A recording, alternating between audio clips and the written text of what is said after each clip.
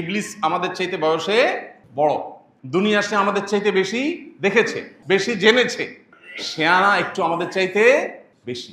যার কারণে ইবলিসের সাথে আমাদের যে কুস্তি, এই কুস্তিতে বেশিরভাগ সময় মোস্ট অফ দ্য কেস সে আমাদেরকে পরাভূত করে, আমরা আসলে পারি না।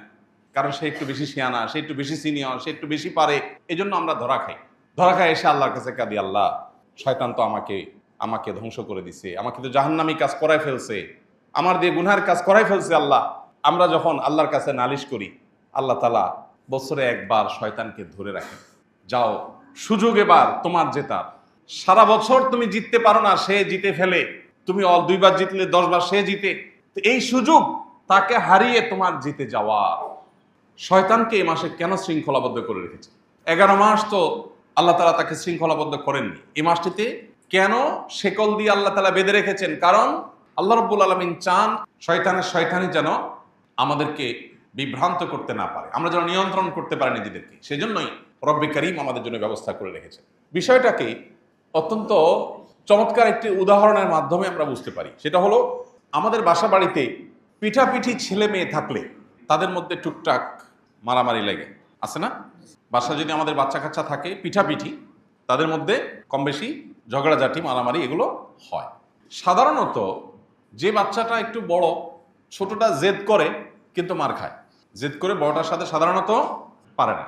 যখনই দুইজনের মধ্যে মারামারি লাগে, দেখা যায় বড়জন উত্তম মধ্যম দিয়ে দিছে, ছোটজন শেষ পর্যন্ত প্রথমে নিজে অনেক কিছু করবে মনে করে যায়, মারধর খেয়ে এরপরে কাঁদতে কাঁদতে বাপ মার কাছে ফিরে আসে।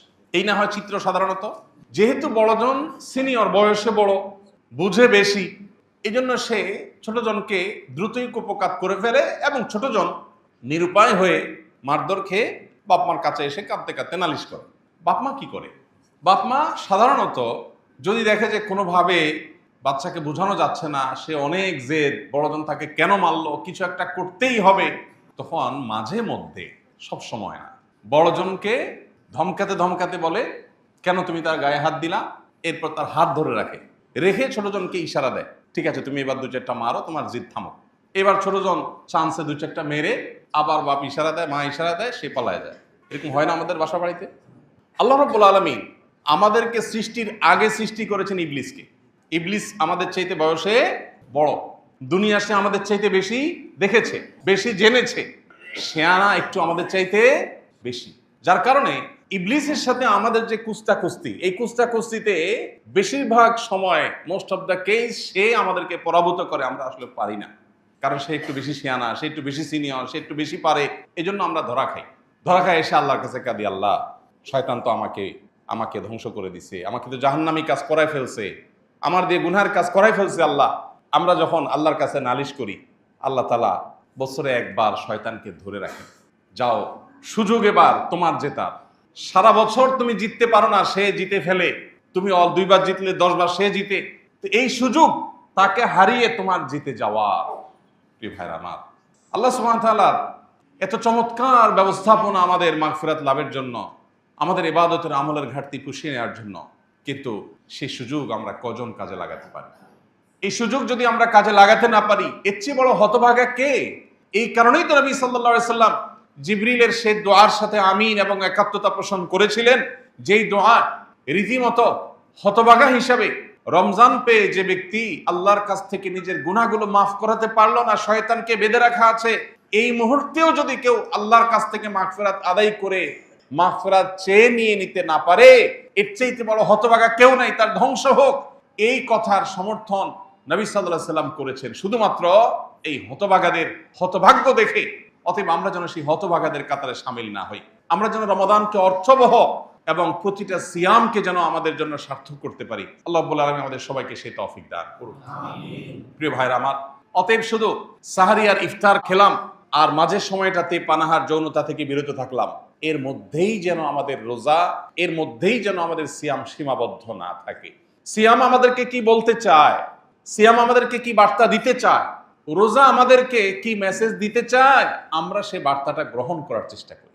এবং এই 3টি কাজ নয়, শুধু সকল প্রকার অন্যায় অনাচার থেকে বিরত থাকার এই সংগ্রাম, বিরত থাকার এই প্রচেষ্টা, এটা আমাদের অব্যাহত রাখতে হবে সামগ্রিক জীবনে। তাহলে ইনশাআল্লাহ আমাদের এই সিয়াম, আমাদের রোজা এটা সার্থক হবে। রব্বে করিম আমাদের সবাইকে আমাদের রোজাকে পরিপূর্ণভাবে সার্থক করার তৌফিক দান করুন। এই রোজা যেন আমাদের সমস্ত গুনাহগুলোকে মাফ করে দিয়ে যায়। আমাদের আমলনামা থেকে সকল অন্যায়, সকল অনাচারের সকল ডকুমেন্ট আল্লাহ রাব্বুল আলামিন যেন সব যেন ডিলিট করে দেন, সব যেন আল্লাহর কাছ থেকে মুছিয়ে নিতে পারি। আর কিছু না, প্রয়োজন তাওবা, প্রয়োজন সংকল্প, প্রয়োজন নিজের পাপাচারের জন্য আল্লাহর কাছ থেকে চোখের পানি ফেলে ক্ষমা চেয়ে নেওয়া, নতুন করে আর কোনো গুনাহ, কোনো অনাচার করব না, এই মর্মের সংকল্প করা। এই দুটি কাজ খুবই সহজ, কিন্তু একদিকে আমাদের বাহিরের শত্রু শয়তান, অপরদিকে আমাদের ভেতরের শত্রু আমাদের কুপ্রবৃত্তি। এই দুটি শত্রু আমাদেরকে কোনোভাবে তওবা করতে দেয় না। রমাদানের অনেকগুলো দিন অতিবাহিত হয়ে গেছে, কি মনে হয় আমি কি আল্লাহর কাছ থেকে আমার গুনাহগুলো মাফ করাতে পেরেছি? মাফ করাবার জন্য চেষ্টা করতে পেরেছি? আমি কি 2, 4, 10, 20 মিনিট সময় নিয়ে আল্লাহর কাছে চোখের পানি ফেলে জীবনের তরে সকল অন্যায়, অনাচার, গুনাহ বর্জন করবার সংকল্প করতে পেরেছি? আমি কি জীবনে সমস্ত পাপাচার থেকে ফিরে আসব সেই সিদ্ধান্ত নিতে পেরেছি? অত্যন্ত গুরুত্বপূর্ণ প্রশ্ন। নিজের বিবেকের কাছে প্রশ্ন রাখি। আনন্দের বিষয়, সময় এখনো শেষ হয়ে যায়নি। যদি আমার নিজের ব্যাপারে কোনো অনুযোগ থাকে, অভিযোগ থাকে যে আমি আসলে সেই কাজটি করতে পারিনি, তাহলে আল্লাহ শুকর আদায় করি, সময় এখনো শেষ হয়ে যায়নি। রমাদানের দিন, রমাদানের রাত, রমাদানের অবসর সময়, রমাদানের কর্মব্যস্ত সময়, প্রতিটা মুহূর্তকে আসুন আল্লাহর স্মরণ দিয়ে পরিপূর্ণ করে রাখি। আমাদের ফোকাস, আমাদের মনোযোগ যে সমস্ত বিষয়গুলো কেড়ে নেয়, সেটা হোক সোশ্যাল মিডিয়ার স্ক্রলিং, হোক আমাদের বন্ধু বান্ধবদের কোনো আড্ডার মজলিস, হোক আমাদের অন্য কোনো কিছু, সে সব বিষয় থেকে আমরা সরে এসে পরিপূর্ণ মনোযোগ আল্লাহর দিকে দিয়ে একটি মাস আমার সমগ্র জীবনকে যেন পরিবর্তন করবার জন্য যথেষ্ট হয়। এখান থেকে যেন সেই রসদ আমি পাই, সেই প্রেরণা আমি পাই, সেই শক্তি আমি পাই, সে উৎসাহ যেন আমি পাই, সে উদ্দীপনা যেন আমি পাই, সে সিদ্ধান্ত যেন আমি গ্রহণ করতে পারি, জাহান্নামমুখী ট্র্যাক থেকে সরে এসে জান্নাতমুখী ট্র্যাকে যেন আমি উঠে যেতে পারি, সেই চেষ্টাটা আমাদের থাকতে হবে। তবে এই রমাদান আমাদের সার্থক হবে। শয়তান আপনাকে মিথ্যা ভয় দেখাবে, ধোঁকা দেখাবে। শয়তান আপনাকে বলবে, তুমি এতেকাফে বসে গেলে তোমার বাকি সব চলবে কিভাবে, কত কাজ তোমার। আহা, এর চেয়ে বড় মিথ্যা কথা আল্লাহর জমিন আর কিছু নেই। মানুষ চোখের সামনে দেখে, জানে, শুনে, বুঝে, কিন্তু সে নিজের মধ্যে সেটাকে ধারণ করে না, গ্রহণ করে না। ইমানদার বিশ্বাস করে, আমার হাতে কিছু নাই, আমার হাতে শুধু চেষ্টা করার সক্ষমতা আছে। আমি যদি আল্লাহর অনুগত বান্দা থেকে আল্লাহর প্রিয় বান্দা হয়ে চেষ্টা করি, আমার চেষ্টা হতে পারে অল্প, ফসল আসবে অনেক বেশি। আর আল্লাহর অনুগত না হয়ে যদি আমি চেষ্টা করি, তাহলে সেক্ষেত্রে বাহ্যিক দৃষ্টিকোণ থেকে খোলা চোখে মনে হতে পারে অনেক কিছু অর্জন করেছি, আসলে ভেতরে ফাঁপা এবং ভেতরে কিচ্ছু থাকবে না, অন্তঃশ্বাস শূন্য। সে অর্জন কোনো মানে বহন করবে না। এই জন্য রমজানের শেষ 10টা দিন ইতিকাফের জন্য সিদ্ধান্ত গ্রহণ করি। মনোযোগ দিয়ে 10টা দিন, সারা বছরের 355 দিন আপনি ব্যবসা বাণিজ্য, পরিবার পরিজন, বহু বন্ধু বান্ধব, সোসাইটি সার্কেল, সবাইকে সময় দিয়েছেন।